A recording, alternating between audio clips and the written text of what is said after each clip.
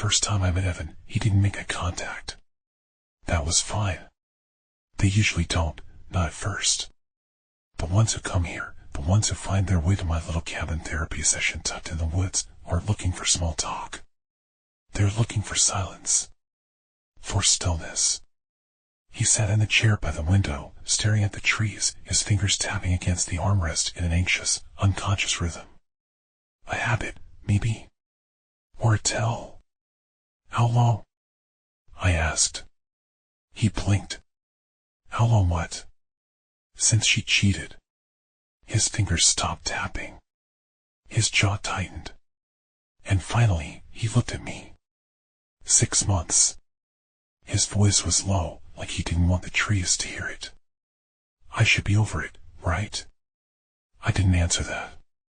Healing has no schedule. Pain doesn't run on a clock. I just let the quiet settle between us, let the wind outside rattle the branches. Let the weight of his own words hang in the air. Eventually, he laughed, sharp, bitter. It's stupid. I don't even want her back. I don't even love her anymore. But you don't trust anything now, I finished for him. His throat bobbed as he swallowed. Yeah. I nodded. This wasn't new.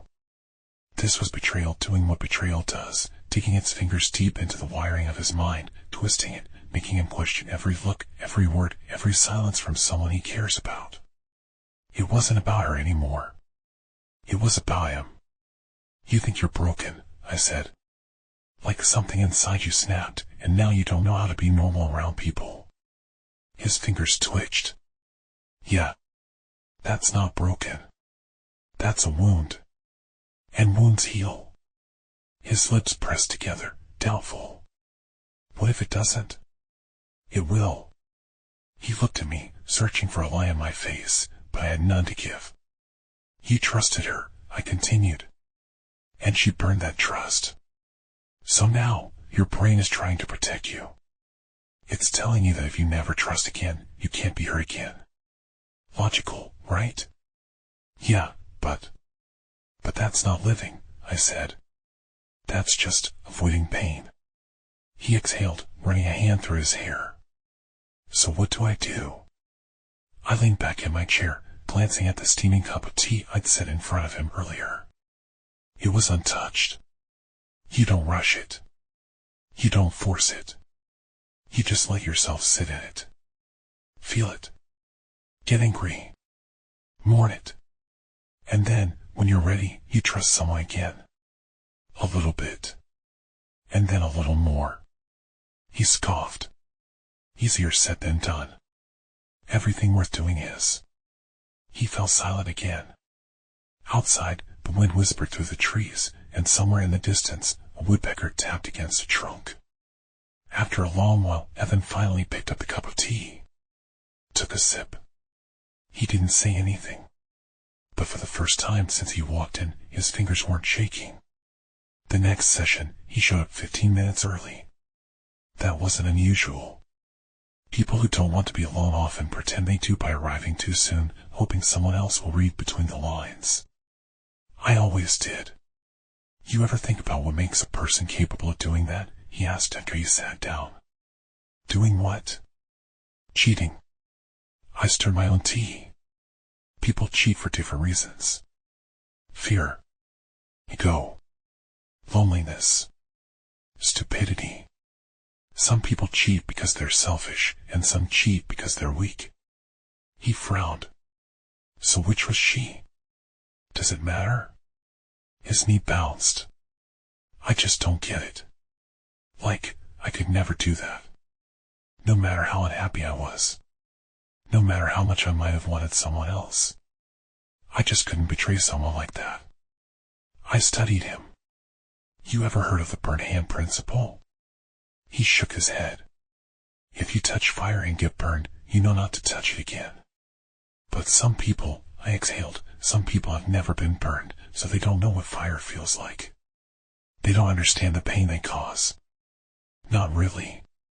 His brows knitted. That's not an excuse. No, it's not.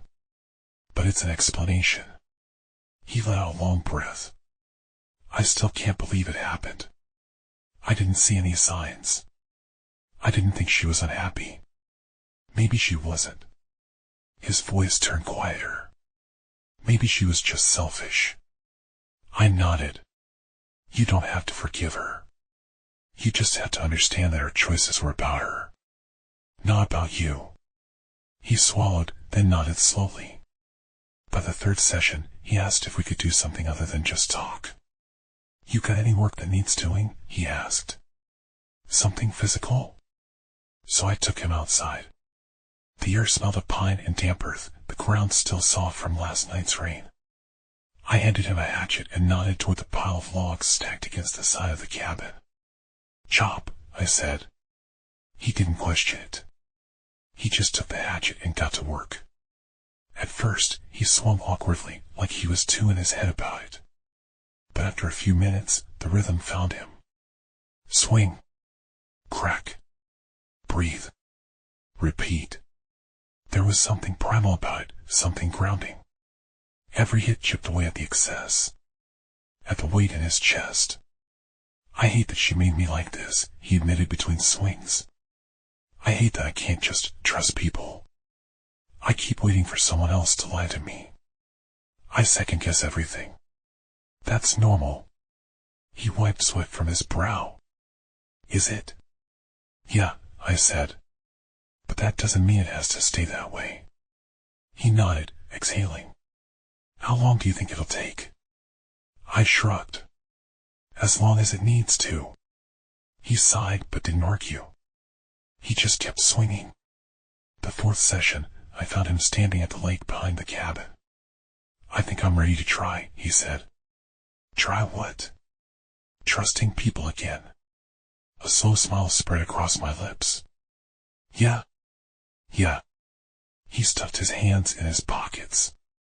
I mean, not all at once, but a little. That's all it takes. The wind moved through the trees, and I watched as he breathed in deeply, held it, then let it out. For the first time since he'd arrived, I saw something in his eyes that wasn't just anxiety. I saw something lighter. Something like hope. By the fifth session, Evan didn't look like the same man who had first walked through my door. Guess what? He said as he sat down. What? I had a conversation with someone, he said, grinning slightly. Like a real one. Not just surface level stuff. It was nice. And I didn't overthink every word. That's progress. He nodded. Yeah. It is. I smiled. Told you wounds heal. He laughed, shaking his head. Guess you were right. For the first time, he looked at ease. Like maybe, just maybe, he was starting to believe in people again. The first time Evan really felt what love was, he was 17. Her name was Lydia. She had a laugh that felt like sunlight and hair that smelled like vanilla and cinnamon. She used to steal his hoodie just to wear it oversized, just to bury her hands in the sleeves and pretend they belonged to him. They lasted 3 years. Long enough for him to think maybe she was it. Until she wasn't. She cheated with some guy from our university. Someone older, more confident, more exciting. Evan remembered the moment he found out. The way his stomach turned, the way his hands shook. It wasn't just the betrayal. It was the way it made him question everything that had come before it. Was she thinking about him when she kissed me? Was she lying every time she said she loved me? Was I ever enough? He told himself that Lydia was just a mistake. That he'd love again. That it wouldn't happen again. Then it did. His last relationship had started off as something real. Or at least, that's what he thought. Her name was Sophie. She had this way of making him feel seen. Like he wasn't just another guy, another face in the crowd. With her, he thought he'd finally found someone he could trust. Then, just like Lydia, she proved him wrong. The details didn't matter, how he found out, how she made excuses, how he stood there in stunned silence while she cried, saying she didn't mean for it to happen. It had happened. That was enough. And suddenly, Evan wasn't 17 anymore. He was 28, standing in his own apartment, staring at a woman who was supposed to be his future, realizing that he had spent years believing in something that wasn't real. And worse, he realized that it wasn't just about Sophie. It was about him. What was it about him that made people think they could do this to him? What was he missing? What was wrong with him? You think it's your fault, I said. Evan stiffened.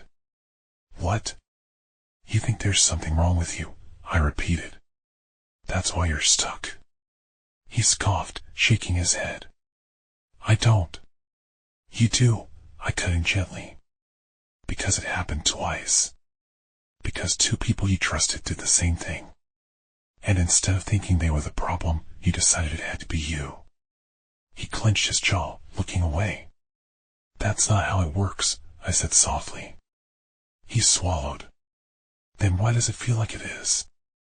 Because pain rewires us, I explained.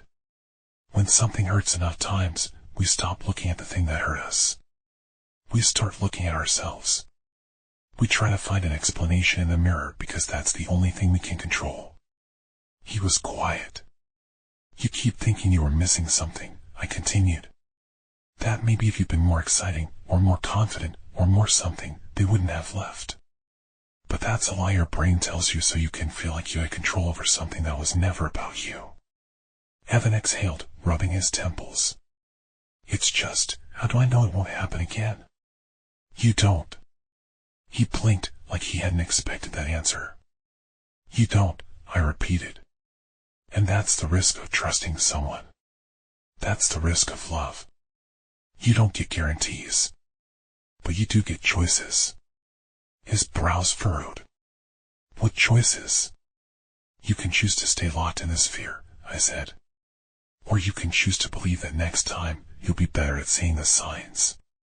That next time you'll find someone who wouldn't dream of doing this to you.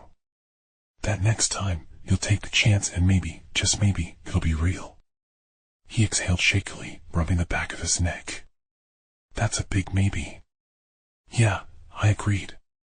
But some maybes are worth it. Evan arrived carrying a folded piece of paper in his hands. He kept rolling it between his fingers, flattening the creases, then folding it again. A nervous habit. I didn't ask about it. Not yet. Instead, I poured him tea and waited. After a few minutes, he finally set the paper on the table between us. I wrote something, he said. His voice was hesitant, as if he wasn't sure it was worth sharing. A letter? I asked. He nodded. To her. Well, more like about her. Do you want to read it? He exhaled sharply. Not really. But I think I should.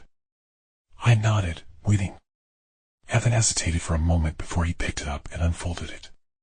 His hands were steady this time. That alone was progress. Then he started reading.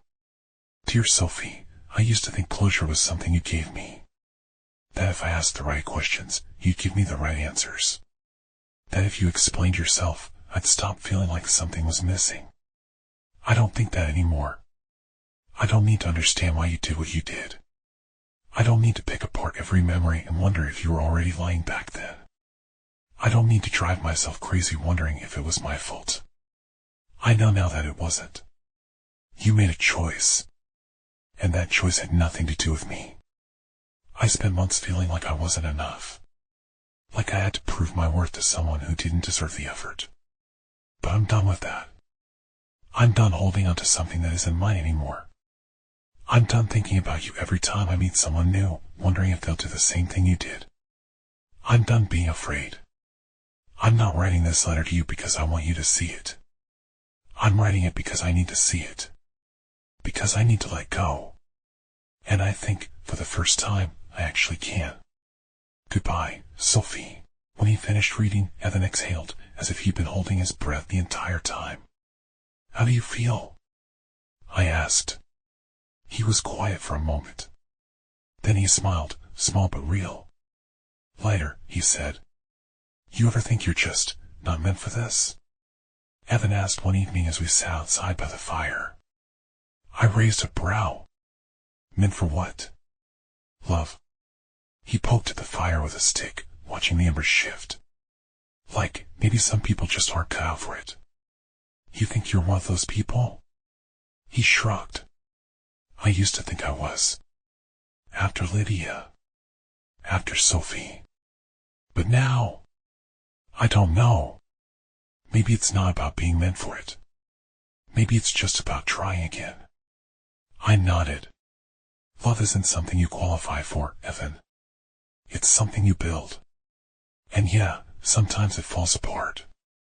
But that doesn't mean you weren't meant for it. It just means you haven't found the right foundation yet. He let my words settle.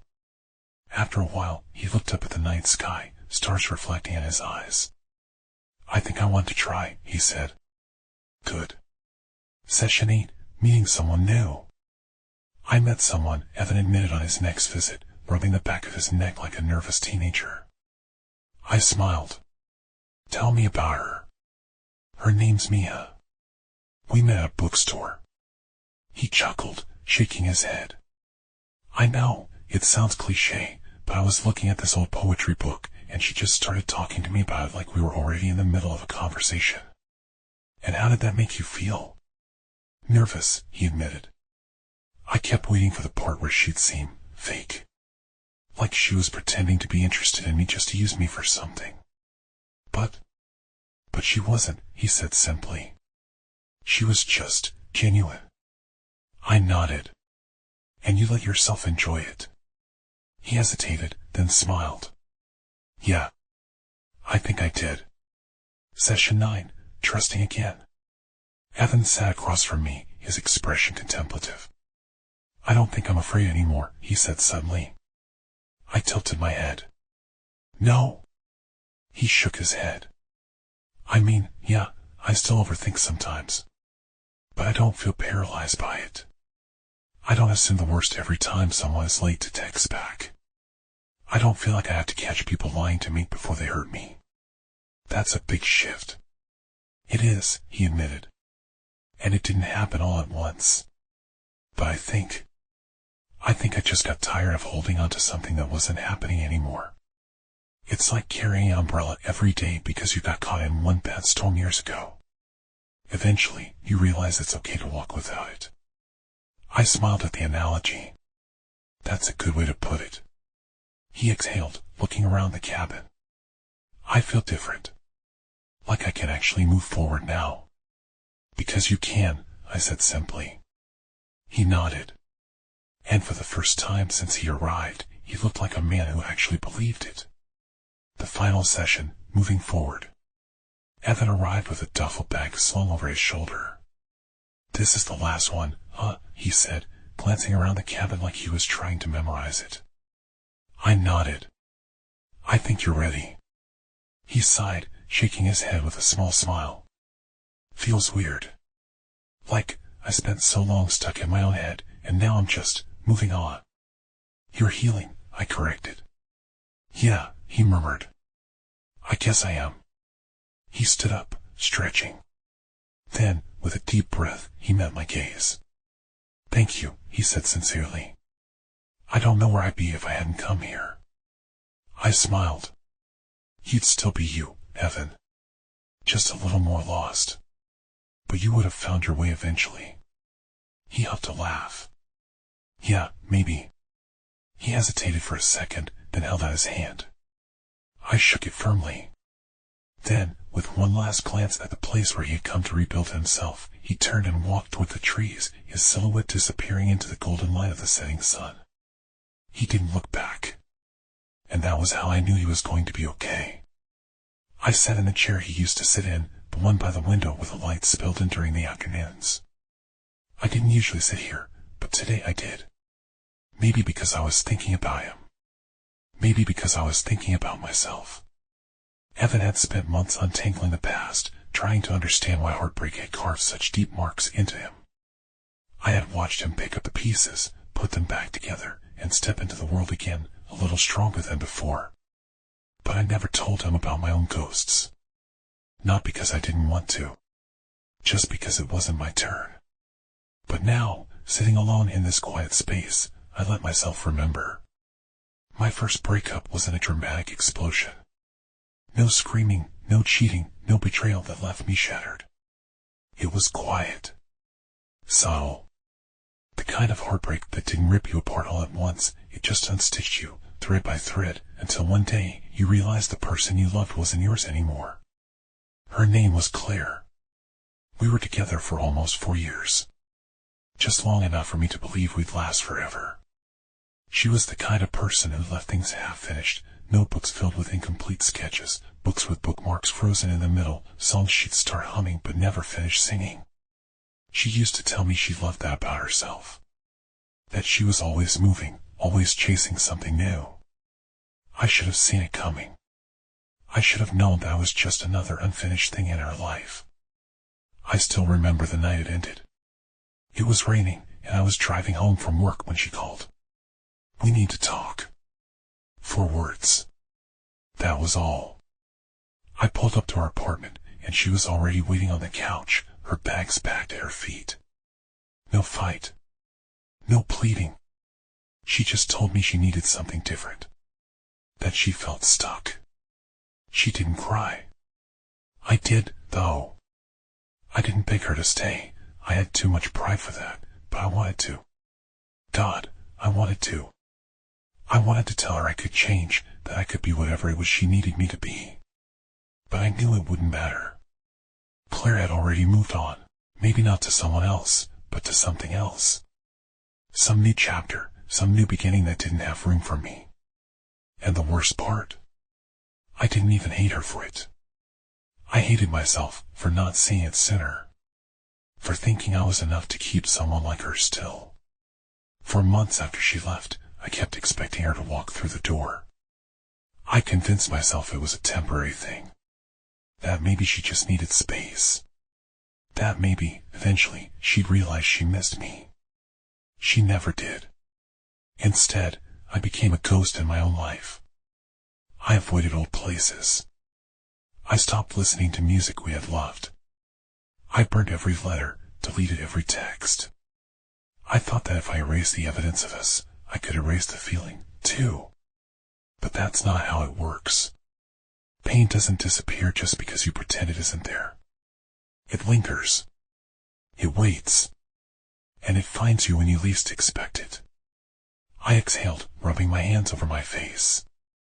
It had been years since Claire left. A lifetime ago, really. And yet, sometimes, I still caught glimpses of her ghost in the corners of my mind. Not in a painful way. Not anymore. Just in a way that reminded me who I used to be. Evan had asked me once if I thought some people weren't meant for love. I never told him my own doubts. But maybe, in watching him heal, I had found my own answer. Maybe love wasn't about being meant for it. Maybe it was about trying. Again and again. Even after you've been left behind. Even after you've been broken. Even after you've convinced yourself you never want to feel that way again. Because sometimes, when you least expect it, you do.